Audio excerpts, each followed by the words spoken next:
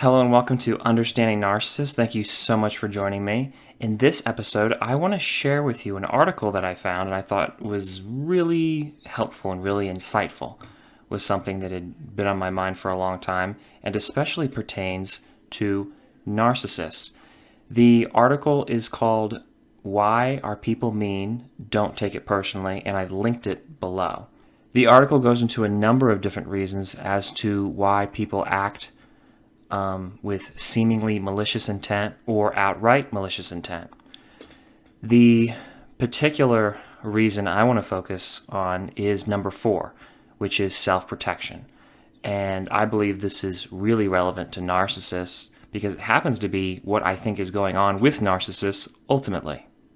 I don't think you can understand narcissists, begin to understand narcissists, and really protect yourself from narcissists unless you understand why they do attack you in the way that they do and why that they're so reactive. Now, that sounds kind of funny because why would you have to know? Can't you just respond to it? Well, your response to it and your defense against it will be heavily influenced by how well you understand it, whether you realize that or not. That's how I find it tends to work out because just looking at a situation with a narcissist, I would also reason that you could just protect yourself, you could behave in a certain way, sort of a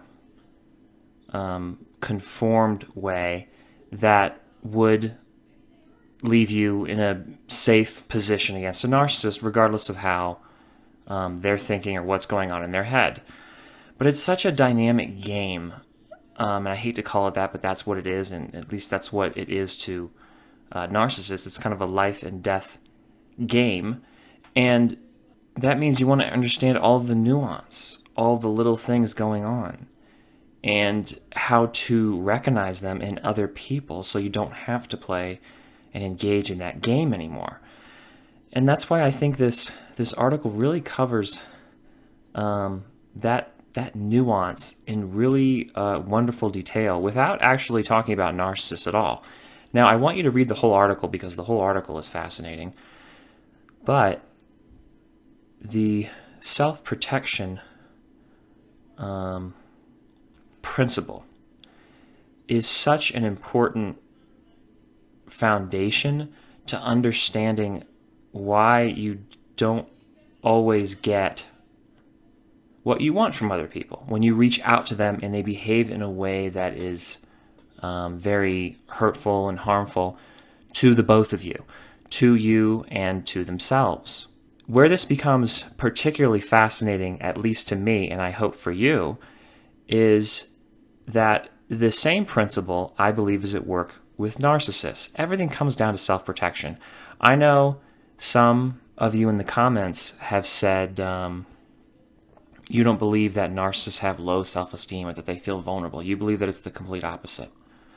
Well, I have to continue to disagree because all I see from narcissists is insecurity and trying to compensate for that insecurity by whatever means possible, including deluding themselves and those around them.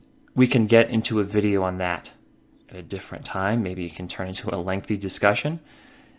But for now, that's what I want to stick to because I am fairly certain that that is what's going on. That's kind of the linchpin that kind of pulls it all together and makes it make sense.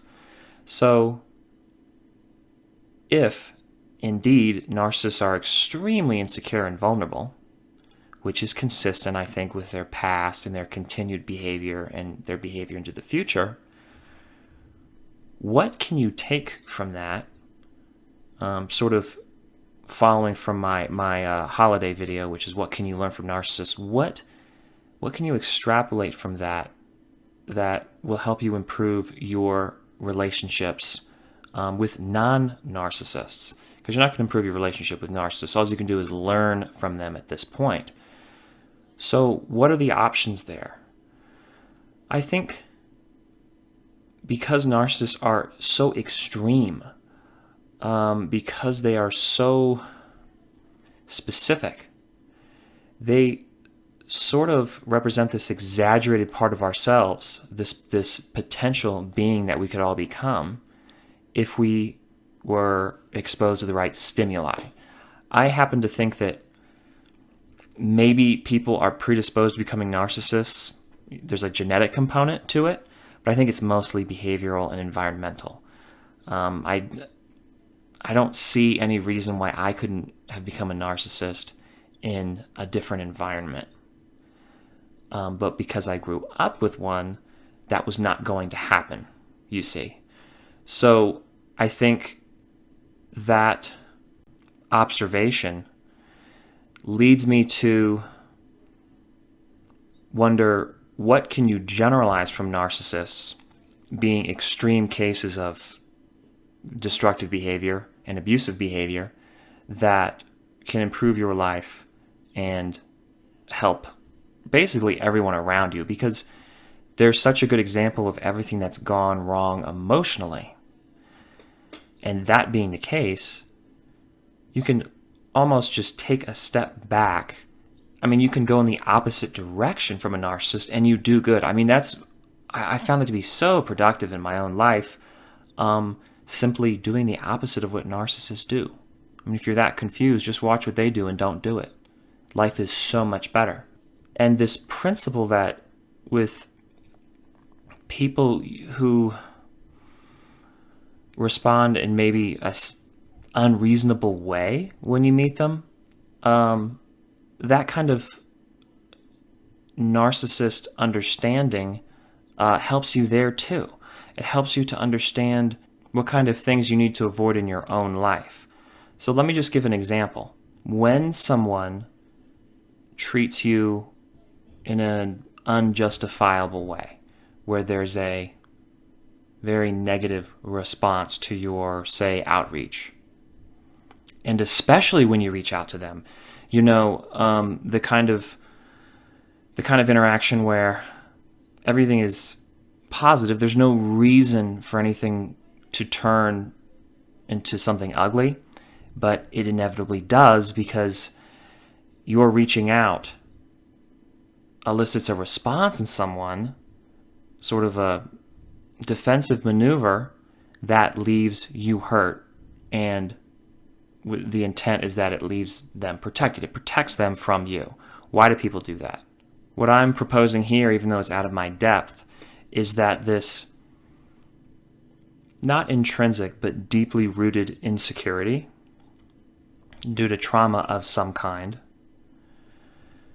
results in people who are unable to allow themselves to be vulnerable, allow themselves to be in a position where they can really, share and accept love in return. And I know I'm using love, and that's a strong word, but that applies to every kind of relationship, friendship, what have you.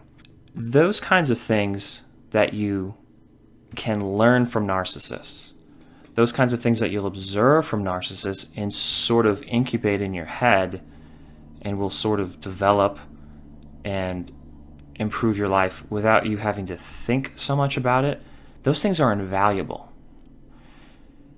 I can't describe how much you can learn from an experience with a narcissist that you can generalize and then apply to your own life. It's been extremely beneficial to me. Now, of course, it's been harmful as well, but I do think it gives you certain qualities that allow you to work through emotional issues easier with other people and with yourself, because it gives you a certain awareness. Because if you've ever been around a narcissist and you've gotten away, you have to have that awareness. It's a prerequisite to getting away from a narcissist. That's why I'm always stressing the understanding aspect of narcissism and getting your head around it, being able to sort of emulate it in your mind, not behave that way, of course, but to understand it and maybe get a little bit of what they feel and what narcissists experience. And taking a narcissist's general behavior and applying it to the rest of the population is not as unreasonable as it may seem. those components are at work within you and myself. I don't mean that as an insult, of course. We're all people here. So of course, there's going to be broad overlaps and similarities and commonalities. It's just baffling to me, and I think you'll feel the same way as you work through this article, especially when you read Reason for Self-Protection. Look at the things people do when they're afraid, when they're fearful for their own safety, emotional safety, just feeling bad about themselves. That kind of thing you'll be able to recognize immediately.